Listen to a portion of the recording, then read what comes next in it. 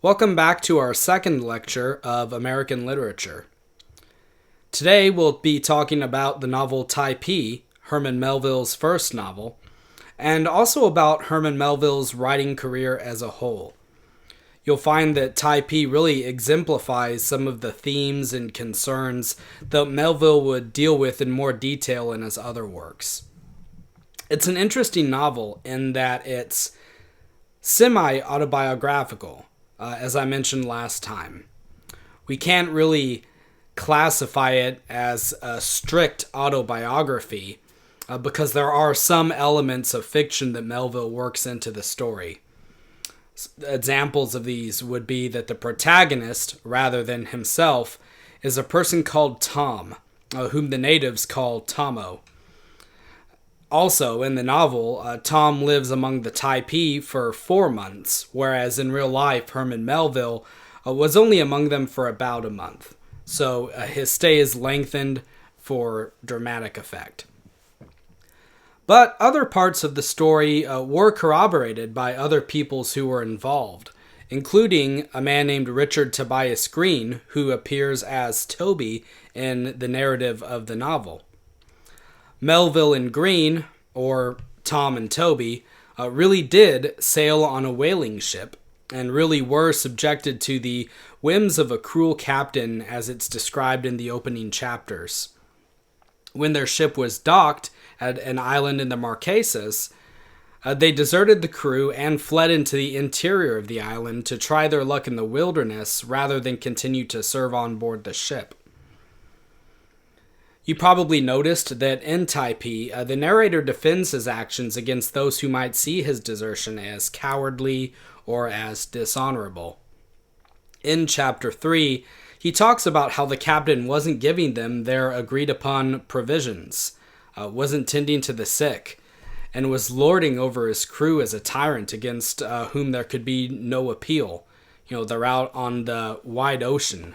Who can they turn to if the captain has become tyrannical? Nobody, really.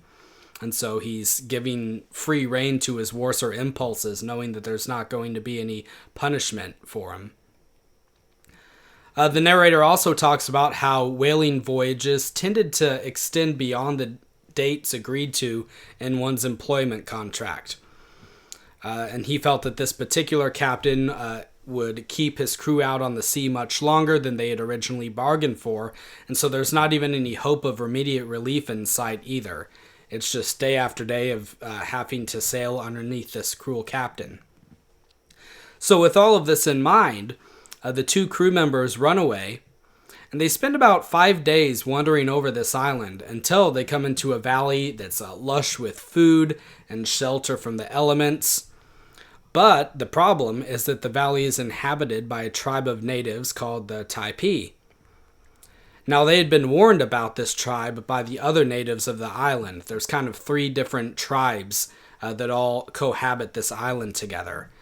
The Typee are cannibals. They're ferocious. They don't get along with the other tribes. And so Tom and Toby have been warned to stay away from these people. But as you read about in Chapter 10, they manage to signal to the Typee that they're on their side of the conflict that's been going on between the Typee and the other islanders. And after they do this, the Typee accept them as one of their own. Toby, as well as the real-life Richard Tobias Green, is soon taken out of the picture. I only asked you to read to Chapter 10 of Typee, but a little bit later on, this character goes off in search of some modern medicine for the protagonist who's been sick and who's getting sicker. And he ends up falling in with another whaling crew who rescue him, but they won't take him back to the Typee or to his friend. And there's not really any surprise there either. If you pick up a man who says, "Hey, my friend is being held captive by these cannibals," you're probably going to say, "Well, we've got you. We're not going to risk the lives of our crew anymore to save this other guy. We're just going to cut our losses and go home." Meanwhile, Tom, or Melville, writes in detail about the lifestyle of the Typee, their religion, their culture, and all of their traditions. He becomes attached to one of the women of the tribe named Fayaway, and she helps him to become more steeped in the local culture as well. And this part of the novel is true to Melville's life. Fayaway was a real person whom Melville apparently fell in love with during his time spent living among the cannibals. The novel hints at that relationship, but doesn't get into too much detail about it. And at this point, really, it starts to read more like a branch of anthropological writings known as ethnography. An ethnography is a work that attempts to describe and explain individual cultures to the world at large. And sometimes these cultures can be exotic, like the Typee, like several other uncontacted tribes in South America or in Africa. But ethnographies have also been written about well-known locations, like Detroit, or like the Great Plains, or the Faroe Islands in Europe. But in any case, an ethnography, it's a branch of writing that's almost always nonfiction. It's just a reporter writing about what he's observed. So we can see that Typee is sort of a strange combination of different genres of writing. We've got fictional adventure, we've got autobiography, or elements of it, and now we have ethnography as well, and it's all jumbled together. And this is kind of a signature of Melville's writing style. His most famous novel, Moby Dick, is known for having chapters that read like textbooks and other chapters that read like stage plays. He likes to shake up the genre of writing within a single work. So you'll have different samplings of different genres of writing in Melville's works as you read through them. But anyway, in these chapters, Melville comments on the Typee, and he comes to the conclusion that they actually seem happier and more good-humored than the people he knows who live back in civilization, back in America or in Europe. He comes to a conclusion that he pretty much holds for the rest of his life, which is that Western society has had a corrupting influence on mankind, and that for all of our technological advancement, our manners, and our religion, we fall behind the native cannibal tribes of Polynesia in many ways. And there's actually a hint of this philosophy already peeping through in chapter 2 of the novel, which you read.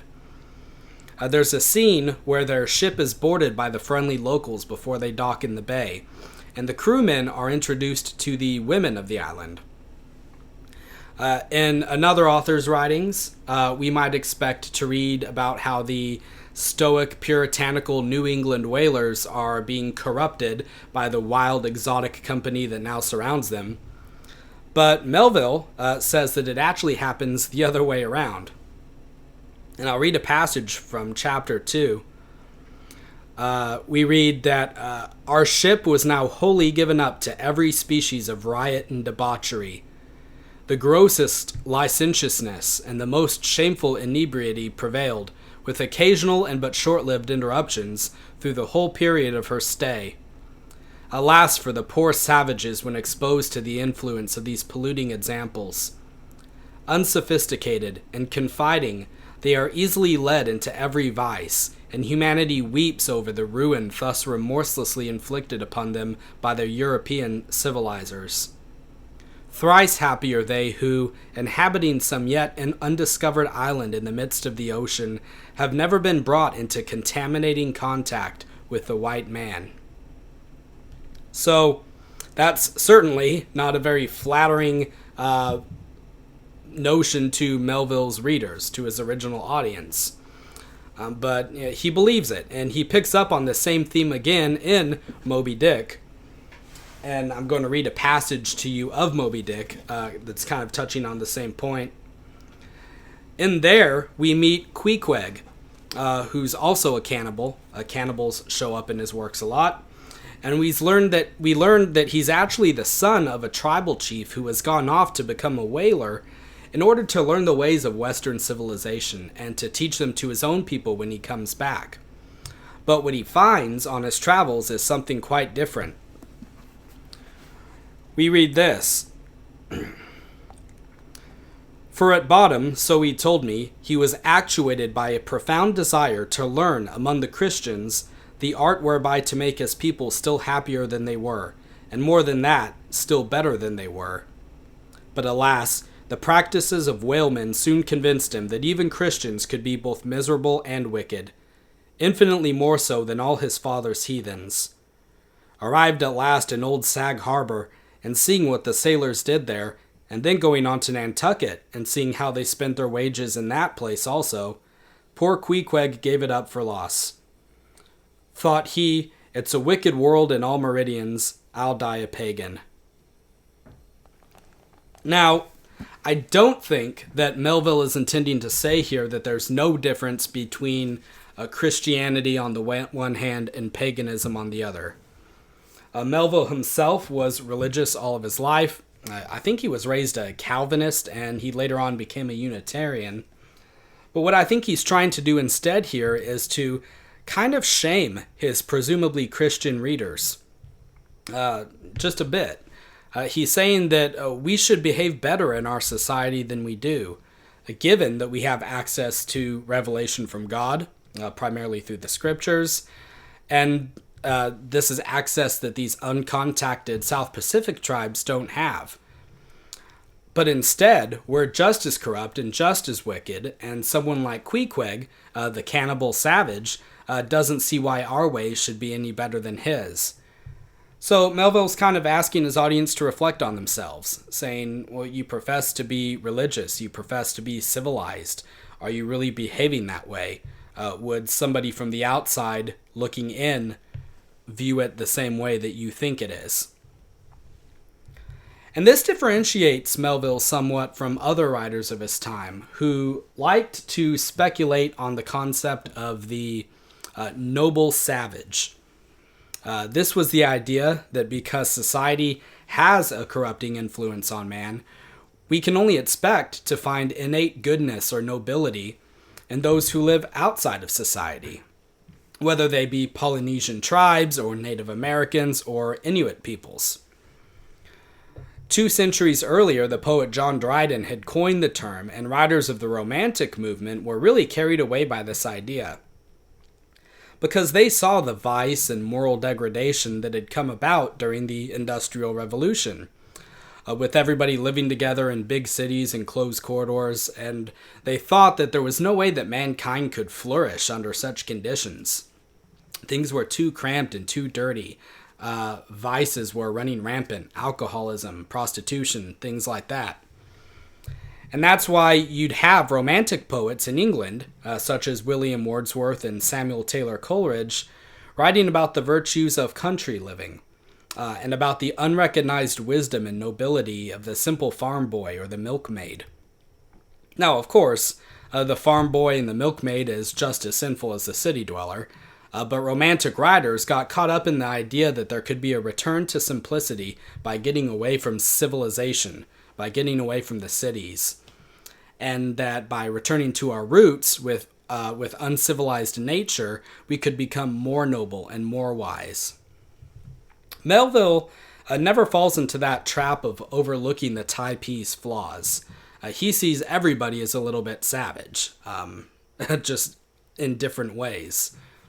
Famously, one night during his stay among them, he looked under the lid of a big tub while everyone else was getting dinner prepared, and when he looked in there, he saw human remains. And at that point, he probably realized that the sooner he could get away from the Typee, the better. And he finally manages to escape. The captain of a passing ship hears that there's a captive American living amongst the Typee, and he sends envoys to bargain for his release. And the Typee don't really want to let him go, but during the negotiations, Melville just makes a dash for it. He jumps into the boat where the envoys are, and he pushes off from shore, leaving his beloved Fayaway and the others behind, staring after him. And a struggle ensues. The Typee run out into the bay to try to overturn the boat, and Melville ends up stabbing one of the Typee chiefs with a boat hook as they're attempting to climb in and get him back. And at this point, as the chief's falling backwards into the water and everybody's screaming, Melville faints, and when he wakes up, he's being taken back to the whaling ship of his rescuers, and he finds out that they have, in fact, managed to escape from the Typee. And this was all the real-life scenario, but the narrative that unfolds at the end of the novel is pretty similar to this, with a few differences here and there. Overall, though, Tom's escape is made in the same way. I do encourage you to finish reading Typee on your own time. These first couple of chapters have given you a taste for what the story's like, and indeed for what the rest of Melville's writing is like. But if you want to get a full appreciation for the story, then obviously you'll want to finish it all the way through. Next week, we'll talk about Billy Budd, one of Melville's short stories, which was actually published posthumously. So read the first half of that story, the first 15 chapters. These chapters are shorter than the chapters of Typee. And we'll see you next time. Thanks.